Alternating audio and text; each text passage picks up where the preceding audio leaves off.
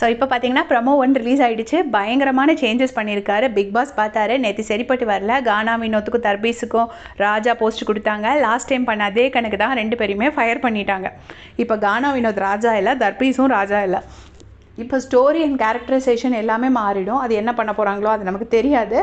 அதுக்கு பதிலாக கானா வினோத்துக்கு பதிலாக விக்ரம ராஜா ஆக்கிட்டாங்க. இந்த பக்கம் பார்த்திங்கன்னா பார்வதியை ராணி ஆக்கிட்டாங்க. ஸோ இனி வந்து சண்டைக்கு பஞ்சமே இருக்காது. ஏன்னா விக்ரமுக்கும் பார்வதிக்கும் ஆல்ரெடி பயங்கரமான ஒரு சண்டை போயிட்டுருக்கு.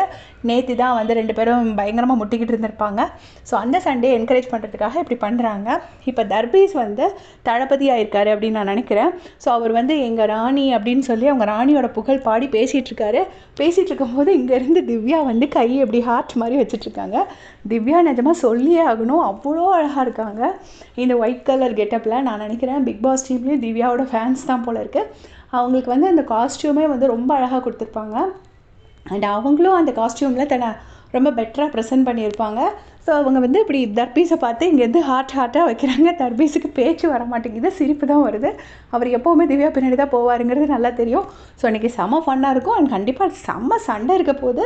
ஏன்னா இங்கே இருக்கிறது ராணி பார்வதி, அங்கே இருக்கிறது ராஜா விக்கல்ஸு. என்ன ஆக போகுதுன்னு பொறுத்திருந்து பார்க்கலாம். தேங்க்ஸ் ஃபார் வாட்சிங்.